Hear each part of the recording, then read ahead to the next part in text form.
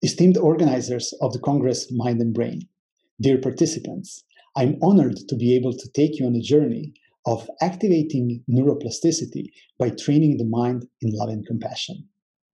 Just as the process of gold panning can extract gold out of dirty, muddy water, in the same manner, activating neuroplasticity by training the mind in love and compassion can bring numerous benefits for physical and mental health. Therefore, it is my intention with this presentation to make sure that you get an accessible, practical, and most up-to-date understanding of training the mind in love and compassion, especially its implications on brain plasticity and vast benefits for human health. My name is Igor Mosic, and I'm a student of Buddhist philosophy and science of mind. And I'm also a developer of neuroplasticity activation modeling, technology of emotional hygiene. And this presentation is laid out in a simple way, which means it will be easy to follow and clear to understand. Because first, I'm going to propose a hypothesis. And this hypothesis is a frame which puts together in the same context brain plasticity and mind training. In the second step, I'll be validating this hypothesis, mostly by putting it through a test of reasoning, depending on scientific findings and mostly logic. So the reason for doing so is the intention to establish a base of valid reasons which could serve as guidelines for practical application, which means that in the third step, we'll be talking about practical application of those findings, so applying the findings. So first, I'll propose the hypothesis. So the hypothesis is, if the observed object can influence the mind which observes it, then transforming the mind which observes the object can also influence the observed object. So that's the hypothesis. So basically, it suggests a two-way street between the observer and the observed object, where observed object can be our own body, other beings, or the environment, while the observer is our own mind. In fact, it is mental consciousness, to be more precise. So this two-way street this hypothesis is the main frame of non-emotional hygiene technology. And what this approach does, what this hypothesis does, is it promotes the learning about the mind and emotions and ways how to use marvelous human intelligence for transforming negative emotions and achieving mental well-being for self and others. So first of all, what are the negative emotions? So negative emotions are mental states that make previously calm mind disturbed, tensed, agitated, or unhappy. And when the mind is unhappy, all the beauty of life is gone. And so among negative emotions, it is said that anger is the worst. So anger is the most destructive of negative emotions. So that's why we're going to investigate, to analyze causal sequence of anger. Causal sequence of anger starts when the appearance of unattractive, irritating object, when it arises. So first, appearance of unattractive, irritating object appears as solid, independent, and unrelated to subjective perception. So it's out there, existing solidly, unrelated to the observer.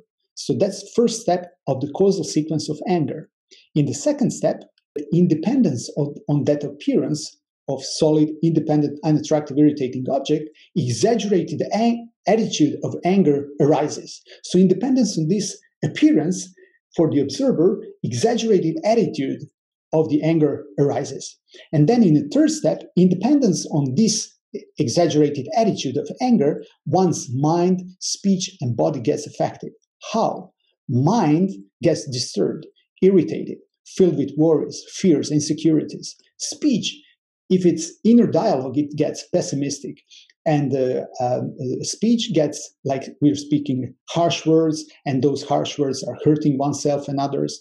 And the body experiences many problems, many challenges like hard breathing, nervous sweating, higher blood pressure, weakens immune system, insomnia. So many different challenges for the body. And also what follows are negative physical actions. And those negative physical actions can hurt oneself and others.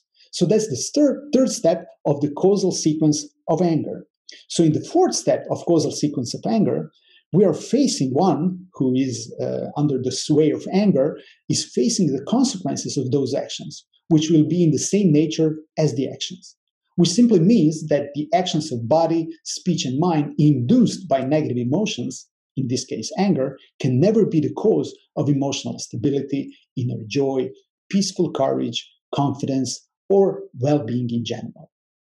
So that's the causal sequence of anger. If we look at all these four steps of this causal sequence of anger, we can conclude there is nobody who lives happily with anger. And it was said by great Buddhist scholar of ancient India from 8th century, Shantideva.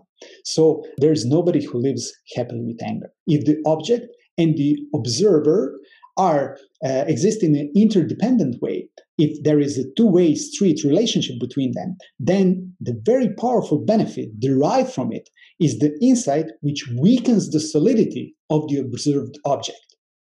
And this is an amazing news because this promotes an active role which our mind has in determining the quality of everyday experience. With this in mind, the validity of this hypothesis can be easily checked because we live in very exciting times where more and more attention is given to investigating the mind and the role which the mind or the subjective experience plays in determining the quality of physical and mental health. And the scientific area where that is most evident is neuroscience, and more specifically, the greatest discovery of our times, and that is neuroplasticity.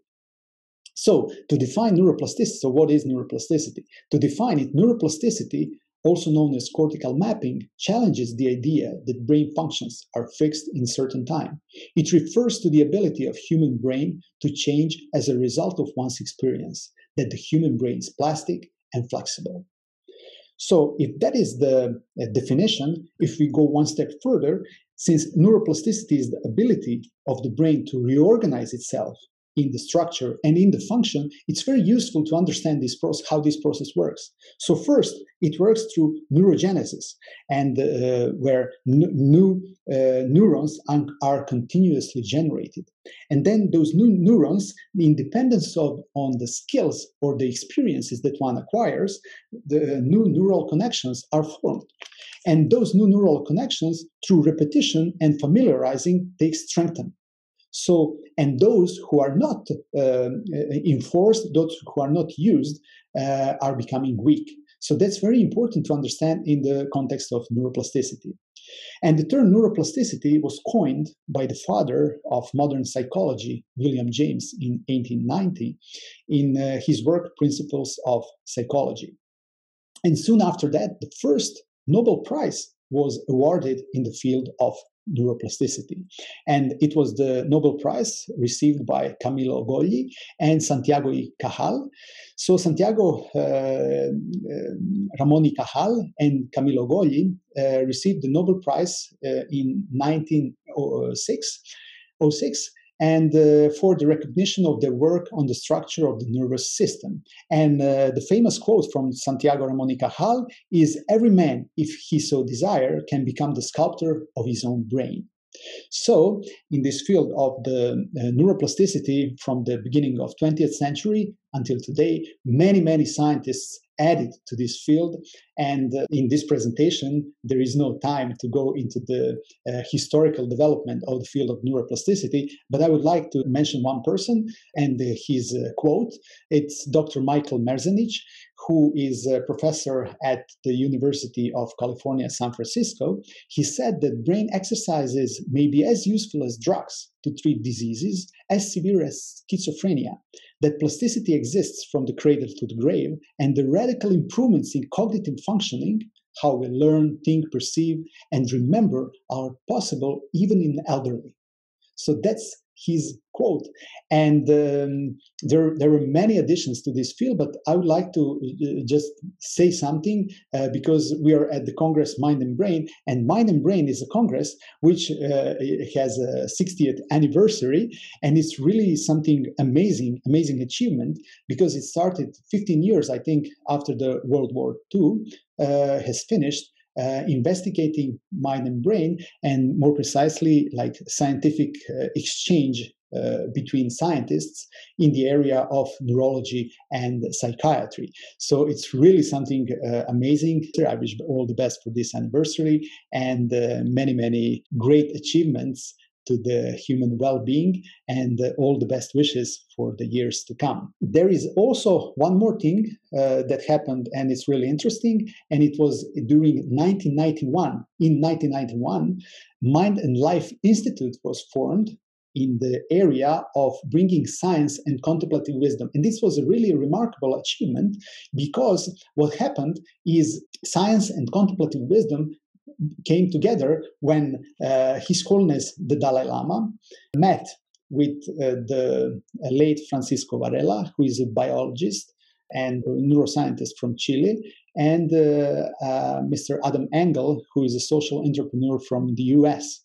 So His Holiness the Dalai Lama, who is the spiritual leader of Tibet and the most influential Buddhist monk in the world, and the Nobel Peace Prize laureate, who received numerous global awards for promoting the wisdom of nonviolence, religious harmony, and the well-being for the benefit of all. So when he met with neuroscientist and biologist Francisco Varela and businessman Adam Engel, they formed something that's called Mind and Life Institute in 1991, and with the goal to bring science and contemplative wisdom together to better understand the mind and create positive change in the world.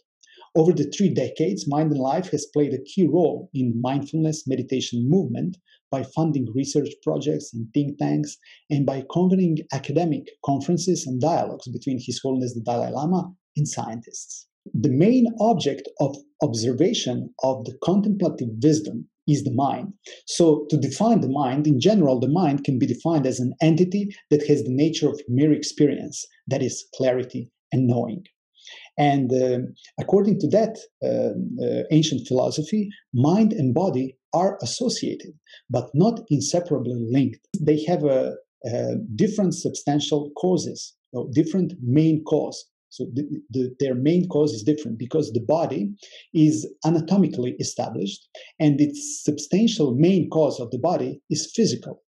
And the mind is not anatomically established, and the substantial or the main cause of the mind is non-physical.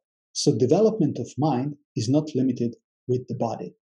So to go even deeper into this explanation, I will use the quote from His Holiness the Dalai Lama about the mind, which says, just as the material things possess their substantial causes and their contributory conditions, mental phenomena do as well.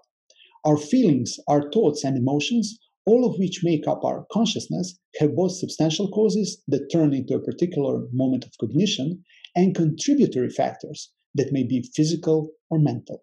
A substantial cause, so it's the main cause, a substantial cause must be substantially commensurate with its effect. A physical phenomenon could therefore not serve as the substantial cause of a moment of consciousness, as the nature of clarity and knowing is not physical. So now, if we go back to the causal sequence started with negative emotions, like anger, first it appears that the object which is perceived to exist solidly, first appears the object. If we now go back to the causal sequence of negative emotional state, first it appears the object which is perceived to exist solidly out there, not depending at all on subjective experience of the observer. And then in second step, exaggerated attitude of anger arises. And then in the third step, mind, speech, and body become affected and produce causes by performing different actions. And then in the fourth step, the person meets with the effects of those actions. So that's the causal sequence of negative emotional state. In the first step, if we use our intelligence and analyze how things exist in reality, as opposed to how things appear to exist, it becomes perfectly clear that things exist in dependence on everything. So everything that we look and think about, it depends either on many causes and conditions, parts, and the subjective experience of the observer and naming of the observer. So it gets obvious if we use intelligence that all the objects of perception have causes, conditions, either they have parts or they have a label which is given by the mind which observes it, and it depends on the subjective experience of this mind that perceives this object. So that means, which means this reasoning is very useful because it completely weakens the solidity of the observed object. And mind that holds object as solid is called ignorance, because it's completely contradictory to reality, because it holds the object to exist in a way, in an impossible way. So it holds the object to exist as it appears to the senses. But if we use reasoning and if we use our discriminative wisdom, then it becomes obvious it is not like this. So mind that is 100% opposite to that understands that an object of the observation exists, but not in an independent way, but that it exists dependently. So because it depends on causes, conditions, parts, naming, and the subjective experience of the observer. And that which sees the reality, that mind which sees the reality as it is called wisdom, is called discriminative or discriminative wisdom. So to get deeper into this explanation, I will share a quote from Lama Tsongkhapa, a great scholar from Tibetan Buddhist tradition, who said, "Ignorance is not an absence of insight into the way things really are, nor just something different from it. Instead, it is the very opposite of that knowledge, and it's completely heterogeneous with it. That is, it is the grasping of the person and phenomena as truly existent by objectifying them." So it is a quote from Ocean of Reasoning, a great commentary of Nagarjuna's Mula Madhyamika Karika by Lama Tsongkhapa. So if we go now back to the causal sequence of the negative emotional state, why is this quote important? Because that if the mind of wisdom becomes active, mind of ignorance cannot manifest or take over, since those two minds, because they are completely contradictory, cannot exist in the same time. They cannot coexist. So when the mind of wisdom takes over, mind of ignorance cannot appear, cannot manifest. And if the mind of wisdom is active, the second step in a causal sequence will not arise. The exaggerated attitude will not arise. If the first step, if the appearance of the object as solid is not there, then the second step cannot arise because it's a causal sequence. And exaggerated attitude of anger will not be possible. For the mind of wisdom to reach 100% power, we have to support it by another quality which will make exaggerated attitude completely non-existent. And what is that quality? So that quality will become apparent, this quality will become apparent if we analyze the exaggerated attitude or the anger. So if we try to define anger, we can define it by a mind who observes an object, cannot bear it, and wishes to harm. So that's anger. What is the 100% opposite definition? So what is the definition of the mind which is completely contradictory with the mind of anger? So if the mind of anger is defined in this way, the completely contradictory mind would be the mind which observes an object, or the mental factor to be more precise, but not to get too deep into the specifics, observes an object with positive orientation to its well-being, with the wish to help if can, and if can't help, never to harm. So that's the completely 100% opposite definition, which means that if this definition, if this mind, which is defined by this, exists, the mind of anger will not exist. So what is this mind or mental factor? To be more specific, what is this kind of mind that is completely opposite to anger, which is contradictory to anger, which is the antidote of this anger? So it is love and compassion. That is love and compassion. So love, to define it, it's wish may all have happiness and the causes of happiness. And compassion may all be free from suffering and the causes of suffering. And another way to define compassion is that is the shape which love takes when faced with others' suffering. That's love and compassion. And to make it even more memorable, love and compassion can be remembered through this wonderful photo and the metaphor of this photo, which is like always work behind others' back, wish them not to suffer and to be happy. That's love and compassion. Therefore, if we understand the definition of exaggerated attitude like anger or any negative emotional state, we will clearly understand what is the antidote which could be practiced to counteract it.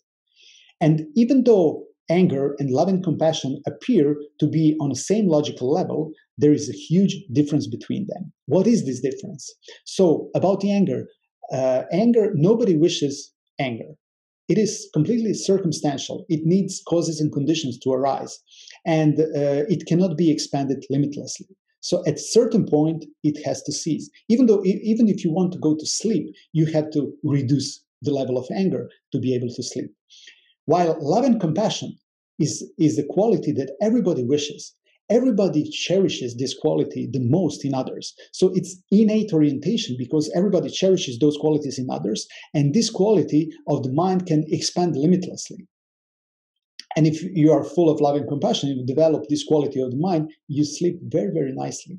So that's why the practice of love and compassion is based on reality, while anger and other destructive emotions are not. There's a huge difference between anger and destructive emotions and love and compassion and all the virtuous states of mind, as we call them. If anger and other negative emotions are cause of so many problems and sufferings, our body, speech, and mind gets affected, and if we understand the causal sequence that we presented before, to completely stop those experiences from hurting us and from hurting others, there are two most powerful antidotes to counteract those negative emotional states. First is discriminative wisdom, which understands how the object of perception really exists, as opposed to how it appears to exist.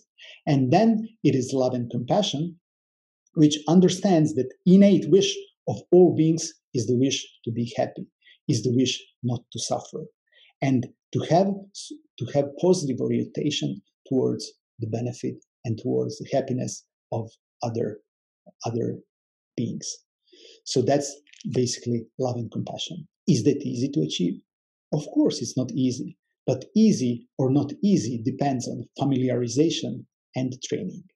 So if we now look at the causal sequence of love and compassion, in a first step, it is realizing how the object exists depending on causes, conditions, parts, labeling, and the subjective experience of the observer.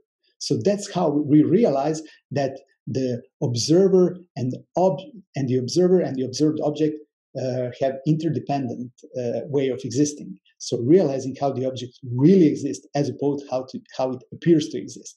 And in the second step, we develop realistic attitude. And that is loving and compassionate attitude, because this attitude, this mind is based on reality, as opposed to anger and destructive emotion, which are not based on reality. And in third step, mind, speech, and body produce causes by performing different actions. And in the fourth step, person meets with the effects of those actions. So in the third step, what is the third step of causal sequence of love and compassion? In dependence on love and compassion, one's mind, speech, and body are affected. How? Mind gets peaceful, relaxed, courageous, confident, stable, free from anxiety and fears. Speech becomes positive, inner dialogue becomes positive. Words, outer words, spoken words becomes kind, loving speech that brings hope and peace to oneself and others.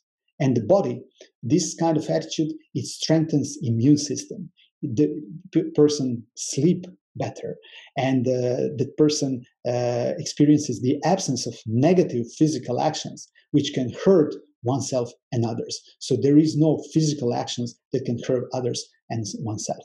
That's the third step of causal sequence of love and compassion, and that's very beneficial for any person. So if we go deeper in a causal sequence of love and compassion, the experiences of love and compassion, cultivating love and compassion, is the quote from His Holiness the Dalai Lama, which says, "I know of one recent study showing that our deliberate cultivation of love and compassion can even affect our DNA itself.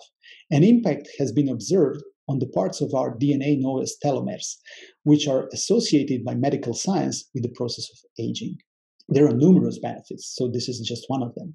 And in the fourth step of causal sequence of love and compassion, we are facing the consequences of our actions, which are in the same nature as the actions. That means those are the consequences will be emotional stability, inner joy, peaceful courage, confidence, increased well-being in general. So that's the fourth step of the causal sequence of love and compassion.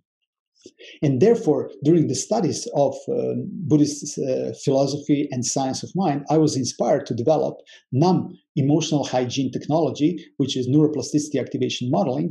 It's a model for cultivating emotional stability and mental well-being in accordance with Tibetan contemplative wisdom. That gives a frame, those reasonings give the valid basis for certain practices, which during the last few years, those findings are applied in mind training in love and compassion in different contexts. I will present 4 contexts, and the first context is mind training in love and compassion for patients facing Parkinson's disease.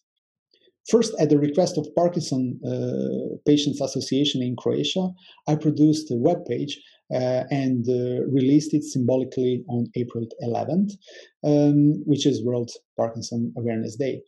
Based on the valid reasoning presented here, I developed 7 videos with specific breathing exercises and meditations based on mostly on Tibetan tradition of mind training, with the intention for the patients to familiarize with it, which could lead to new neural connections in the brain and improving the quality of life for them.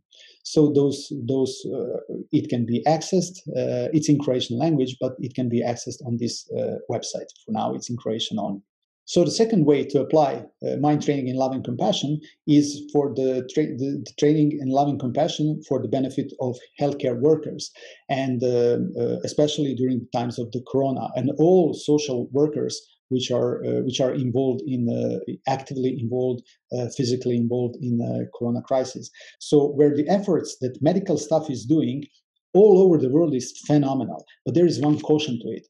And that is the fact that according to the studies, different studies I've heard, that even since compassion is the basis of healthcare, there is a caution to it, because even in the area of 60 to 80% of healthcare workers are or will experience emotional distress or burnout syndrome. So now there are 2 types of solution that we can take for it. One type of solution is to distance yourself mentally. So it's to distance mentally from the suffering that we experience around us. Now, this would be a good solution if it would be possible. But neuroscience gives many reasons why it is not possible to shut off affective resonance. So one of the reasons are mirror neurons, and mirror neurons is explanation of mirror neurons is outside the scope of this presentation, but it's one of the basic findings of in neuroplasticity. So the system of affective resonance is the more suffering we face around us, the harder it is to cope with it.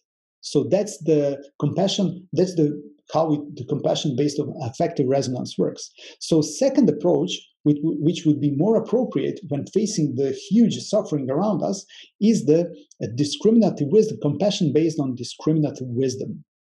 And this is the way and the approach to where we increase the capacity of love and compassion, and that is the antidote, the direct antidote to emotional distress, where it becomes the cause of more courage, more determination, more power, and more emotional stability. By developing the capacity of cognitive compassion, we know that all beings wish to be happy.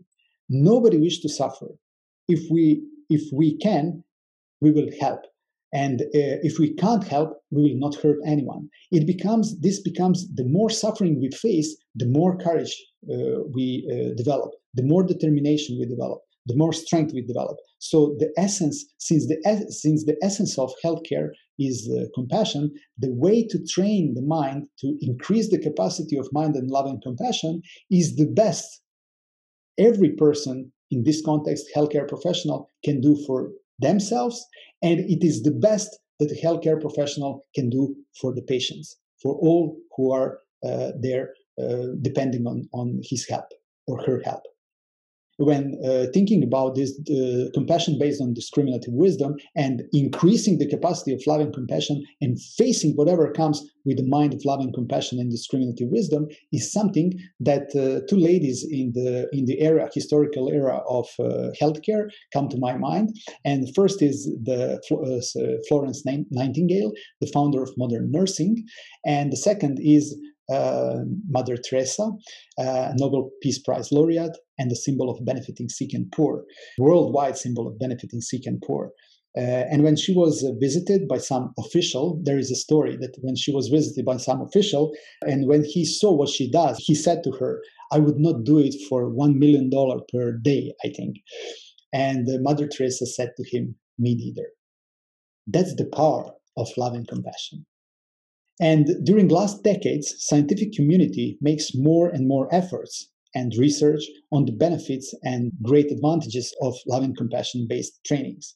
One of the examples is Stanford University, where there is a Center for Compassion and Altruism Research and Education, CCARE, which was founded in 2008, with the explicit goal of promoting, supporting, and conducting rigorous scientific studies of altruistic behavior. So it could be accessed through the website, which is here. And another example is the Emory University with social, emotional, ethical learning online program of educating the heart and the mind, which is available to everybody in the world through the website, which is shared here. And another example are the continuous dialogues organized by Mind and Life Institute that I mentioned before, and which are conversations between leading thinkers and spiritual leaders, such as His Holiness the Dalai Lama, addressing critical issues of modern life at the intersection of scientific and contemplative understanding. And those also could be accessed on the website, which is described here. It was during my studies in northern India, I was fortunate to meet with His Holiness the Dalai Lama. And I was able to present to him my first book. I wrote on the topic of stress relief mind training, and I wrote this book while I was in India, while studying in India. And interestingly enough, the foreword for this book was written by Professor Vida de Marin, who is the Secretary General of this Congress. And as you can see, it was during that meeting I had a chance also to present to His Holiness the Dalai Lama this Congress. It was the 57th edition, as you can see on the poster. And it was in dependence on the kindness of His Holiness the Dalai Lama that I was able to continue my studies and deepen relationships with many Tibetan scholars. And because of that, a special guest of this 60th edition of this Mind and Brain Congress is Geshe Lagdor. Geshe Lagdor is director of Library of Tibetan Works and Archives in Dharamsala. He has served His Holiness the Dalai Lama as his translator and religious assistant for 17 years. He has translated numerous books by His Holiness Dalai Lama from English to Tibetan and from Tibetan to English. And he's also a trustee of the Foundation for Universal Responsibility, established by His Holiness the Dalai Lama. As a learned master of Tibetan Buddhism, Geshe Lagdor teaches all around the world. And you will meet him during this Congress or see his presentation. And he was very kind to accept the invitation to give a lecture on the formless luminous mind. Then also, in the February last year, 2020, my kind teacher, Geshe Lobsang Chogyal Rinpoche, visited Rijeka, Croatia, and he accepted an invitation to come and give 8 days of teaching named Happy Life. And Happy Life teachings were held in Rijeka in February 2020. And Geshe Lobsang Chogyal Rinpoche is a Tibetan Buddhist monk who completed 16 years of philosophy studies at the Institute of Buddhist Dialectics in Dharamsala. He is a learned master of Tibetan Buddhism who lives as a simple monk close to His Holiness the Dalai Lama and teaches the Dharma to Western students as well as Tibetans. So he visited Rijeka, and whoever if you wish to access files of those teachings, we have everything available. You can check more on the website, which is presented here, and if you wish to access those files, please just send me an email on this email address. All of this is done with the spirit of promoting emotional hygiene and practices for protecting the mind from negative states and empowering way of thinking to face whatever comes in life with wise mind, with discriminative wisdom in a compassionate manner. That's the main idea behind it. Third way to apply the findings of training the mind in love and compassion is the online NUM program, which I produced, a practical model for training the mind, protecting the mind from fears, worries, anxiety, while empowering the way of thinking to face whatever comes with wisdom, love, and compassion. It is a video module, 10 video modules, together 15 hours of program. It is in Croatian language and it's completely free. You can access it through YouTube or on a website which is presented here. It is a model for practicing emotional hygiene and increasing the capacity of love and compassion. Why do we need that? Because it's a counterforce to negative emotional states. The fourth way of applying the findings is the appeal for all during the times of Corona. It is said that during the most adverse circumstances exists the potential for doing greatest good. When is that time? It is the time when people suffer. Times like current pandemics, which affects the whole world and many people suffer from it. That's why now is the time to benefit in the best way. By physically benefit, if we can, like healthcare professionals are doing all over the world, or different public service workers. But if we are isolated and distant from each other, we can't do much physically for each other. Instead of worrying or ignoring the situation or disturbing others with depressing statements and depressing questions, we can benefit the world by being. And the being is just another way of doing and influencing the world. Since COVID affects respiratory system, we can practice being by breathing for those who can't breathe for themselves. When we consciously breathe for others, there are innumerable benefits in familiarizing with that process. First of all, we are not doing anything innovative or new because we are just continue to do what we are doing anyway all the time. We're just breathing. The only thing being transformed is our motivation. And if we use our mental consciousness, we can imagine that our breathing supports all those who are facing severe forms of COVID, who can't breathe for themselves. The second we consciously do that, we allow ourselves freedom from endless discursive thoughts. We allow ourselves the absence of all kinds of fears and expectations. This motivation shift will produce peace in our minds. And if we remember the causal sequence of positive emotions like love and compassion, what will follow are kind words, is loving speech. Independence on kind words and loving speech, benevolent actions of body, actions that benefit others will follow. And the more we practice and familiarize with it, the synapses become stronger and neural pathways become stronger, if you remember from the definition of neuroplasticity. And our mental and physical actions become more and more powerful sources of benefit for others. If we do not practice love and compassion, and if we do not have a motivation based on love and compassion, even if we get a chance to be in a position of great power, it will not bring much benefit to others. Therefore, it all starts with just one conscious breath for others. And that's why just one conscious breath can heal the whole world. There is nothing special to do with our body. Nobody can tell it from the outside. Just breathe for those who can't breathe from themselves.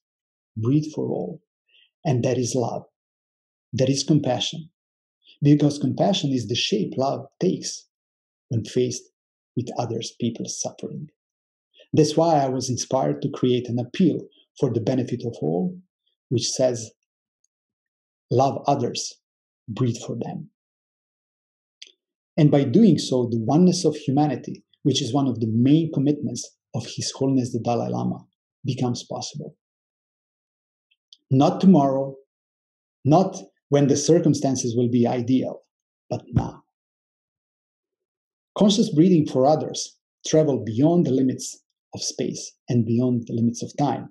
It is our responsibility, and it is possible because nobody can tell that it is not possible. It is possible because even if we are isolated and physically distant, and even if it appears we are separated from each other, we are deeply interdependent and interrelated. Just like the trees in a forest, or at a meadow. They appear as separated, unrelated, but beneath the surface, their roots are closely connected, interrelated in a most subtle way. That is why just one conscious breath can produce unimaginable happiness for an unbelievable number of human beings, because conscious breathing is a manifestation of kind heart. And kind heart is the most precious jewel of human intellect.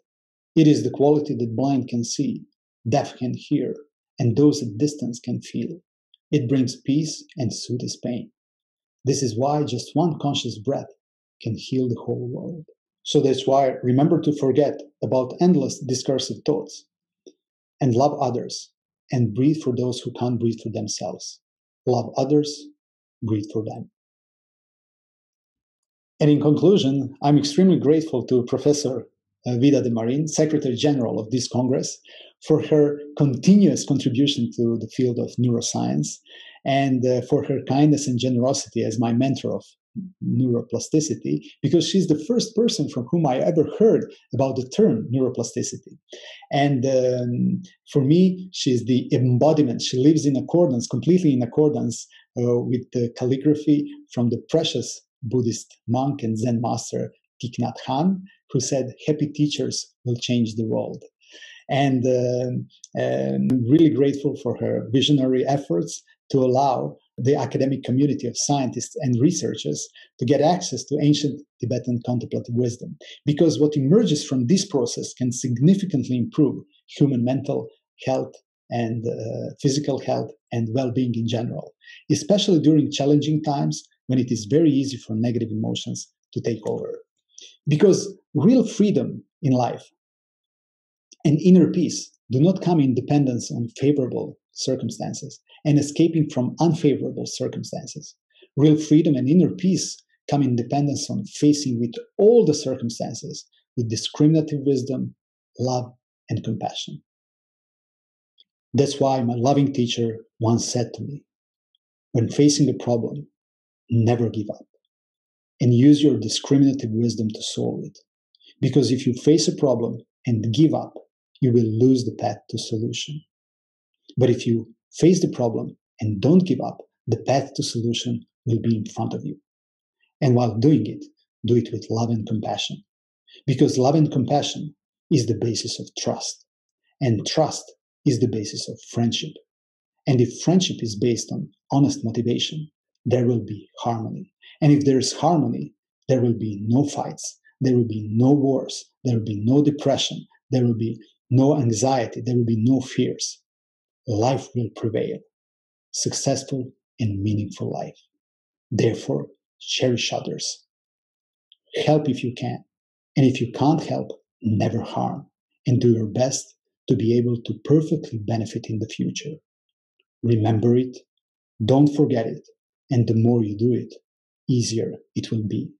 Because the good you do today will help you in the future. That's all from me. Thank you very, very much for your time, and I'm wishing you all the very best.